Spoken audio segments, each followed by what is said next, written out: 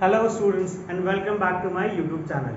This is Prateek Goenka और आज मैं आपके साथ शेयर करने वाला हूं कुछ छोटे छोटे इम्पॉर्टेंट टिप्स जहां पे आप ये समझ पाएंगे कि एसएसटी जैसे थियोरेटिकल सब्जेक्ट में हम लोग आंसर्स कैसे लिखें और हमारे लिखे हुए आंसर्स को कैसे इन्हांस कर सकते हैं। हमारे जो चेक करने वाला है, जो एग्जामिनर है, वो कैसे हमें नंबर देगा, किस तरीके से हम अपने आंसर्स को बेटर बना सकते हैं, कैसे लिखें। ये कई बच्चों का सवाल होता है। उनको लगता है जैसे टीचर अगर मान लीजिए पेपर चेक करके दिया तो वो बच्चे बोलते हैं सर मैंने 3.4 लाइन तो लिखा है फिर भी आपने नंबर नहीं दिया। तो वो नंबर नहीं देना और वो नंबर हासिल करना वो कैसे होता है या किस तरीके से आप कर सकते हैं, वही आज हम लोग डिस्कस करने वाले हैं। तो इसमें सबसे पहला जो इम्पोर्टेंट पॉइंट होता है, कभी भी आप थ्योरी सब्जेक्ट्स का आंसर लिखते हैं, किसी भी थ्योरी सब्जेक्ट, ना सिर्फ एसएसटी का, कोई भी थ्योरी सब्जेक्ट है, अगर आप उसका आंसर लिख रहे हैं तो सबसे जरूरी है आंसर को पॉइंट्स में लिखना।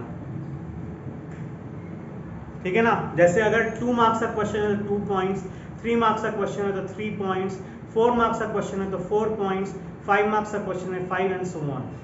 तो सबसे इंपॉर्टेंट रोल प्ले है कि आप अपने आंसर्स को प्लीज जरूर से माइंड में एकदम बैठा लो, पॉइंट्स में लिखना। आपको पूरा पैराग्राफ भर के पेजेस भरना नहीं है, पॉइंट्स में आंसर लिखो। और सबसे पहले तो जो पूछा है उसी के बारे में लिखो, कहानी बाद में बताना। कुछ नहीं आता तो कहानी बताना है तो बताओगे, लेकिन अगर आपसे क्वेश्चन पूछा गया है, जो क्वेश्चन आपसे पूछा गया, फॉर एग्जाम्पल अगर आपके पास क्वेश्चन आता है कि what are the significance of decentralisation, तो 2 मार्क्स का क्वेश्चन अगर है तो 2 पॉइंट आएंगे, 2 इंपॉर्टेंस दे सकते हैं आप। एक एडिशनल क्या कर सकते हो, इंट्रोडक्शन, कि भैया चलो ठीक है डिसेंट्रलाइजेशन होता क्या। अब जैसे अगर बात करते हैं इसी में कि अगर हमें लॉन्ग आंसर्स लिखने हैं, 3 मार्क्स का आंसर है, 4 मार्क्स का आंसर है, 5 मार्क्स का आंसर है, तो आप क्या करोगे, तो उसमें आप क्या कर सकते हो, अपने आंसर्स को 3 पार्ट में डिवाइड कर सकते हो। कैसे 3 पार्ट? एक पार्ट आपका होगा इंट्रोडक्शन का, कि भैया जो पूछा है उसके बारे में क्या होता है ना, बता दिया कि मान लो अगर पॉवर्टी के इंपॉर्टेंस के बारे में पूछा है, कॉजेस के बारे में पूछा है पॉवर्टी के, तो भैया पहले बता दें कि पॉवर्टी होता क्या है ना। फिर आपने लिख दिया उसका जो मेन कंटेंट है, जो हमें आंसर चाहिए, मेन कंटेंट, उसके बारे में आपने जानकारी दे दी कि भैया क्या क्या कॉजेज ऑफ पॉवर्टी है, पॉइंट्स में आपने लिख दिया। और लास्ट में एक छोटा सा कंक्लूजन ऐड कर सकते हैं आप। तो ऐसे में क्या होता है, जो चेक कर रहा होता है उसको समझ में आ जाता है कि अच्छा इस बच्चे ने तो बहुत बेहतरीन तरीके से लिखा है, इसने पूरे कॉन्सेप्ट को समझा है और उस तरीके से प्रेजेंट किया है, तो उससे आपका आंसर बाकियों से काफ़ी अलग हो जाता है ना। तो इस तरीके से आप अपने बड़े क्वेश्चंस के पॉइंट्स बना सकते हैं, इससे आपको हेल्प मिलेगी, ज़्यादा से ज़्यादा पॉइंट्स लिखने में आपको मदद। जो होता है ना कि सर नहीं मिल रहा, 2 ही तो पॉइंट है, 3 कैसे लिखे या 4 कैसे लिखे, ये रहा आपके सामने तरीका कि कैसे आप अपने पॉइंट्स को इंक्रीज कर सकते हैं। ठीक है ना। अब क्या होता है कि आप बड़े जब आंसर्स लिखते हो तो उसमें जब आप पॉइंट्स लिख रहे हैं तो पॉइंट्स के ना कुछ कुछ हेडिंग्स होंगे। जैसे अगर मैं कॉजेज ऑफ पॉवर्टी की बात करता हूं तो पहला हेडिंग हो जाएगा लो लेवल डेवलपमेंट। ठीक है, फिर मैं उसके बारे में यहाँ पे अपना मैंने लिख दिया। तो इसमें क्या होगा, पॉइंट्स के आपने इंडिविजुअल पॉइंट्स के इंडिविजुअल क्या दे दिया आपने, हेडिंग दे दिया। कुछ के बारे में अगर इंपॉर्टेंस पूछा है तो उसमें होगा कि उसका हेडिंग हमने डाल दिया। तो उससे क्या, वो भी हेडिंग कैसे डालोगे, आप 2 कलर के पेन का इस्तेमाल कर सकते हैं, एक ब्लू एक ब्लैक, बस उससे ज़्यादा कोई कलर इस्तेमाल मत करें प्लीज़, रेड ग्रीन कुछ नहीं अलाउड होता है। ठीक है, तो ब्लू या ब्लैक आप इस्तेमाल कर सकते हैं। तो उसके मदद से आप क्या कर सकते हो, हाईलाइट का अपने ब्लैक से हेडिंग दे दिया, ब्लू से उसके बारे में लिख दिया। ठीक है, ये तरीका होता है अपने पॉइंट्स को और बेटर बनाना, है ना।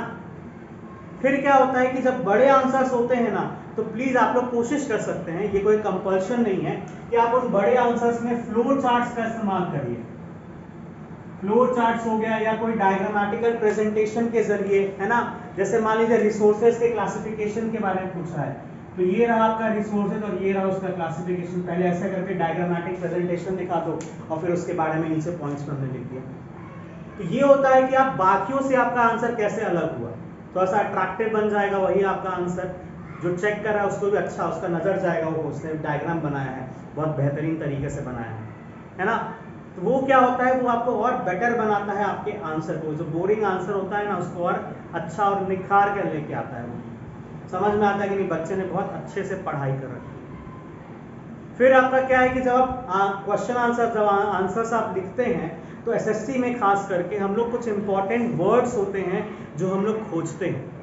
किसी हर आंसर के अपने अपने इंपॉर्टेंट सेट ऑफ वर्ड्स होते हैं जो आपके एनसीईआरटी बुक में बराबर दिया हुआ होता है। जब टीचर पढ़ाता है तो उसे हाईलाइट भी करवा देता है, अंडरलाइन भी करवा देता है, तो वो वर्ड्स लिखना ज़रूरी होता है।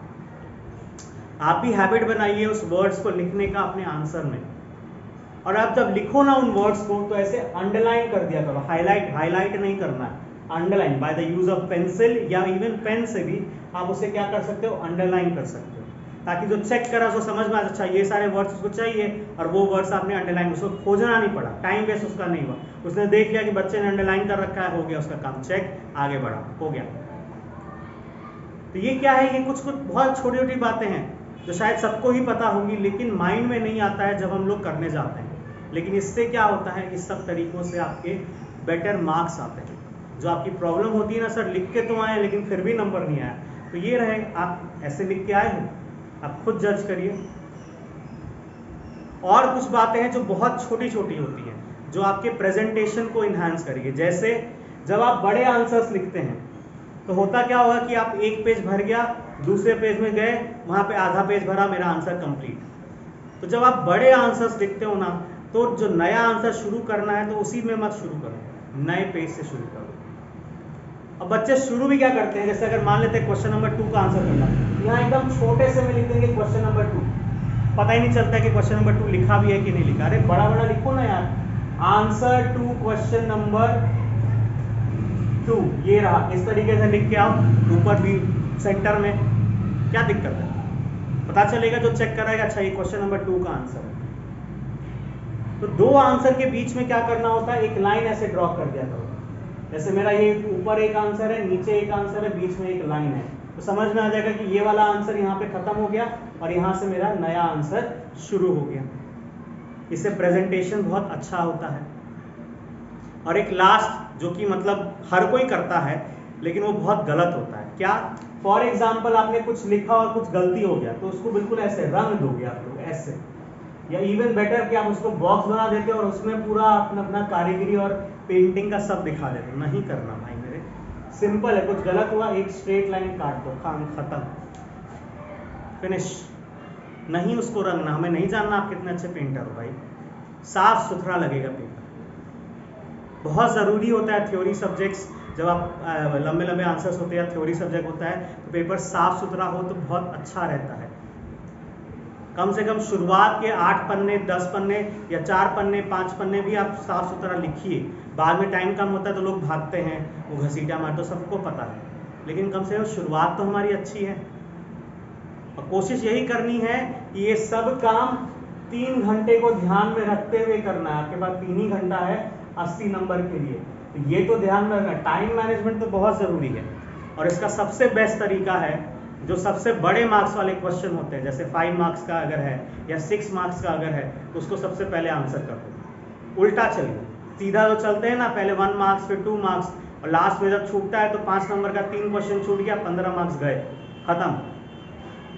तो उल्टा चलिए, बड़े बड़े मार्क्स से क्वेश्चन हो जाएंगे, तो अगर छूटेगा भी तो अगर मान लेते 1 मार्क्स का छूटा तो ठीक है, चलो कम से कम 15 से 1 तो छूटा। तो ये कुछ बेसिक टिप्स होते हैं जिसके ज़रिए आप अपने आंसर या अपने मार्क्स को और बढ़ा सकते हैं। तो आई होप आपको ये समझ में आया हो, आपको शायद इससे कुछ हेल्प मिली हो। तो अगर आपको वीडियो अच्छा लगा है तो please do watch, like, share and subscribe, and bell icon को ज़रूर प्रेस कर दीजिएगा, ताकि जब भी कोई मेरा नया वीडियो आए तो आपको वो नोटिफिकेशन मिल जाए। टिल देन, सी या।